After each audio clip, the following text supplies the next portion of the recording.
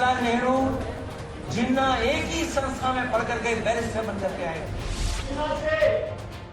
इस राष्ट्र को जोड़ने वाले सरदार वल्लभ भाई पटेल की तुलना कर रहे थे।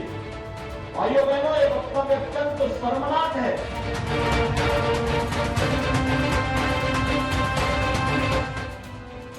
यूपी में चुनाव है, ये हर कोई जानता है, लेकिन यूपी में इस वक्त जो चल रहा है उस पर प्रश्न चिन्ह लग गया है। अखिलेश यादव भरे मंच से स्वतंत्रता सेनानियों का अपमान कर बैठे और राजनीतिक रोटियां सेकते सेकते महात्मा गांधी, सरदार पटेल की तरह जिन्ना को आजादी का नायक बता दिया। सुन लीजिए। जिन्ना एक ही संस्था में पढ़ करके बैरिस्टर बन करके आए थे, एक ही जगह पर पढ़ाई लिखाई की उन्होंने, वो बैरिस्टर बने, उन्होंने आजादी दिलाई।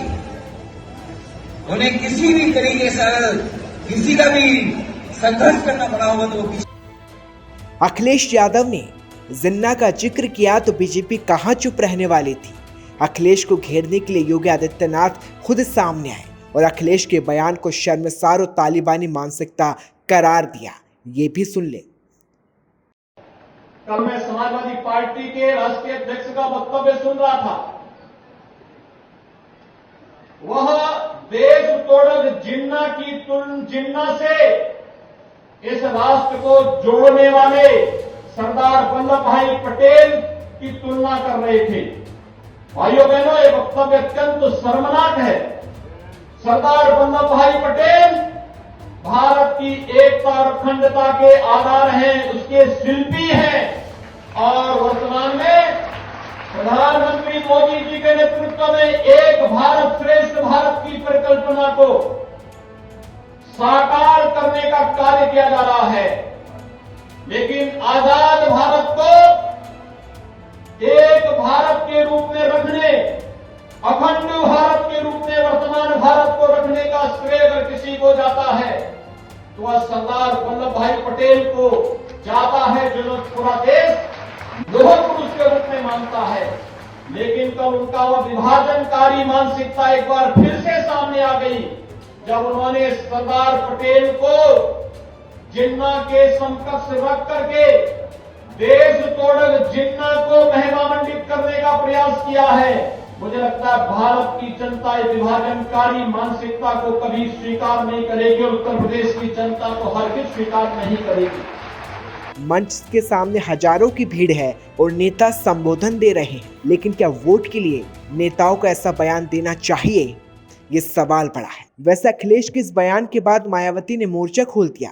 मायावती ने एक के बाद एक ट्वीट कर बीजेपी के साथ अखिलेश यादव पर भी निशाना साधा। तो वहीं कांग्रेस नेता आचार्य प्रमोद कृष्णन ने भी ट्वीट कर अखिलेश को निशाने पर लिया। वैसे ऐसे पहली बार नहीं जब यूपी की सियासत में जिन्ना का जिक्र हुआ, जिसे आज़ादी का नायक बताया गया। उस जिन्ना को राजनीतिक पार्टियों ने समय समय पर इस्तेमाल किया है, लेकिन इस वक्त अखिलेश यादव का बयान वाकई शर्मनाक है कि अखिलेश जिन्ना के तारीफ कर मुस्लिम वोट हथियाना चाहते हैं। सवाल बड़ा है क्योंकि धर्म के नाम पर लगातार राजनीति हो रही है और इस वक्त एक मंच से बीजेपी हिंदुत्व का नारा दे रही है तो दूसरे मंच से अखिलेश जिन्ना का जिक्र कर मुस्लिम वोटर्स को लुभाने की कोशिश कर रहे हैं। वैसे जिन्ना को लेकर पहली बार बहस नहीं छिड़ी। राजनीतिक गलियारों में अप्रैल 2019 में भी अलीगढ़ मुस्लिम यूनिवर्सिटी की लाइब्रेरी में लगी जिन्ना की तस्वीर को लेकर भाजपा प्रत्याशी सतीश गौतम ने विरोध किया था। उस वक्त भी राजनीति तेज हो गई थी। जुलाई 2021 में ओवैसी ने भाजपा को गोडसे की विचारधारा वाला बताया था और ऐसे समय में भी राजनीति तेज हुई थी। तो वहीं शिवसेना के एक मुखपत्र सामना ने भी जिन्ना का जिक्र किया था। यानी कि देश के राजनीति में जिन्ना का जिक्र बार बार किया जाता है।